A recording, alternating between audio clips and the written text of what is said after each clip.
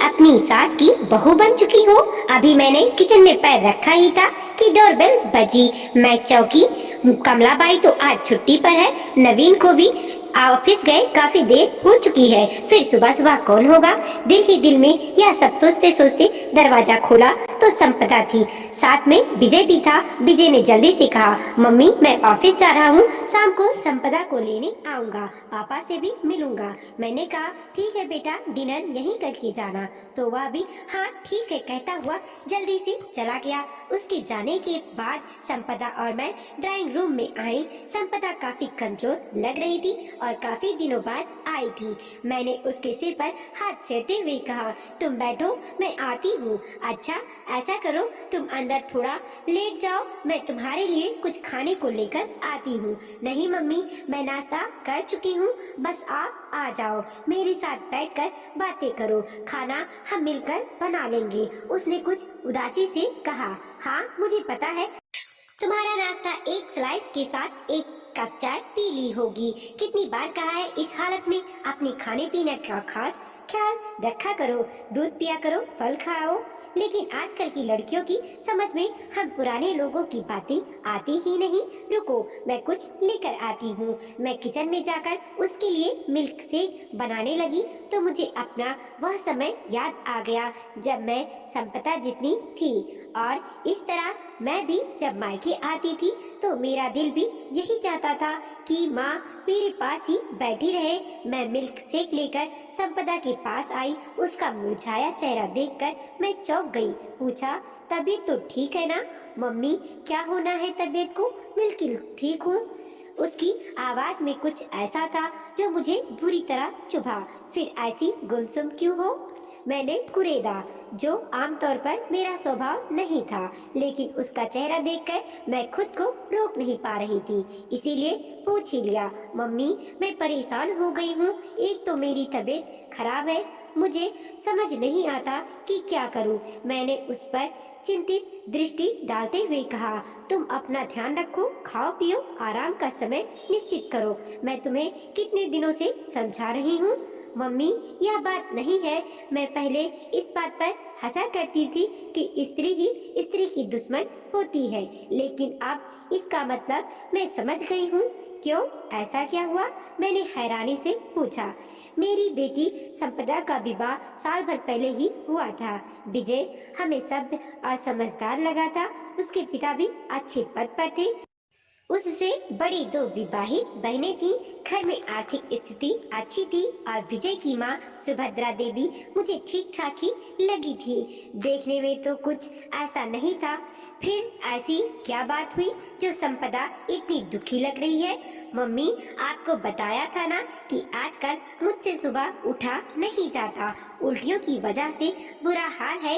लेकिन माँ जी को लगता है कि मैं एक्टिंग कर रही हूँ और घर के कामों से जान छुड़ा रही हूँ। वहाँ सबका मूड खराब हो जाता है।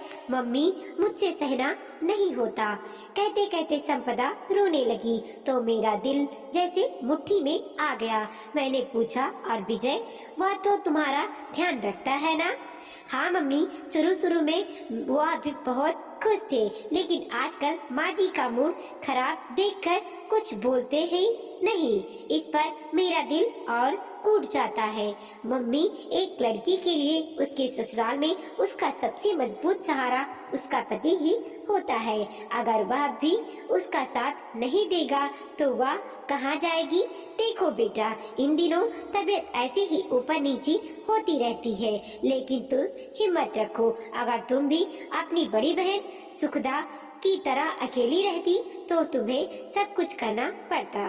तब घर वालों के रोज नए मूड तो नहीं देखने पड़ते।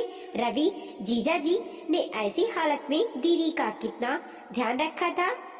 बेटा ये तो छोटी छोटी समस्याएं हैं, समय के साथ ये खुद ही हल हो जाएंगी। अब तुम टेंशन छोड़ो। सुखदा को भी फोन कर दो कि शाम को वह भी यहाँ आ जाए, सब मिलकर खाना खाएंगे।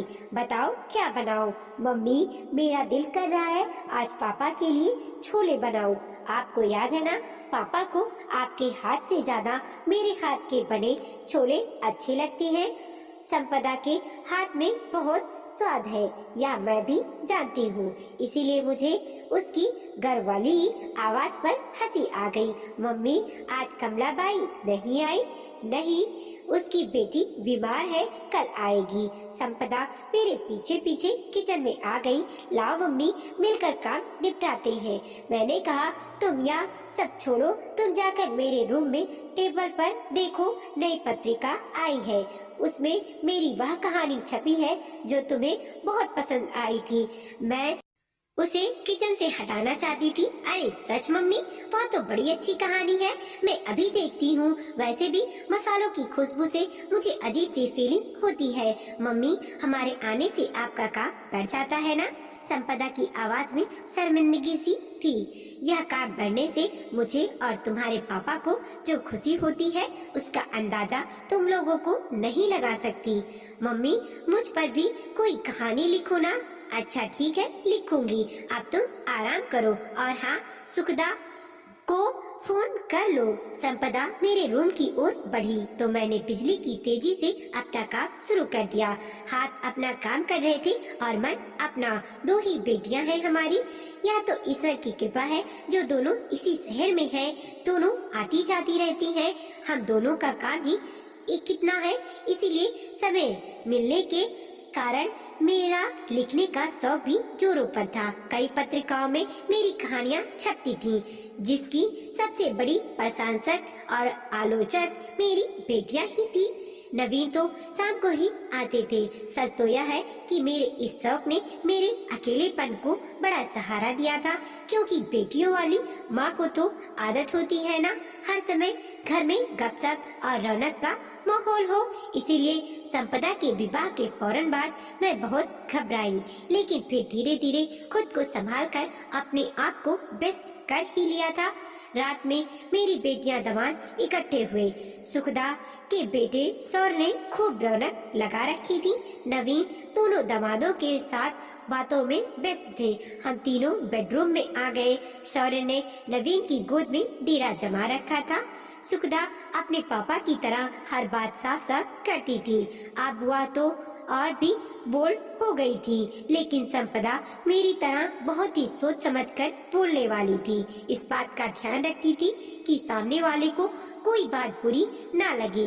अपनी परेशानी जल्दी शेयर नहीं करती थी, इसीलिए मुझे उसकी चिंता रहती थी। सुखदा ने संपदा से उसकी ससुराल के हालचाल पूछे तो वह बताने लगी कि कैसे पिछली बार जब उसकी नंदे आई तो सुभद्रा देवी उसे खाने का लंबा चौड़ा मेनू बताकर अपनी बेटियों के साथ शॉपिंग पर निकल गई। विजय उसकी तबीयत देखकर कहता ही रह गया कि वह खाना बाहर से ले आएगा, लेकिन सुभद्रा देवी ने उसे बुरी तरह डांटा कि बेकार के नखरे उठाने की जरूरत नहीं है। मैं और सुखदा उसकी बात सुनकर दुखी होते रहे और साथ ही उसे समझाते भी रहे। डिनर हो ही चुका था, दोनों बेटियां चली गईं। एक दिन हमने डिनर शुरू ही किया था कि विजय का फोन आ गया। संपदा की तबीयत ठीक नहीं है, उसे हॉस्पिटल ले जा रहे हैं। हम तुरंत वहां पहुंचे। संपदा के सास ससुर भी वहीं थे। मैंने बेचैनी से पूछा, क्या हुआ? अभी तो काफी टाइम है ना डिलीवरी में? सुभद्रा देवी जैसे भरी बैठी थी। होना क्या है, आजकल की लड़कियां हैं ही नाजुक, जरा सी गर्मी और जरा सा काम सहन नहीं होता इनसे।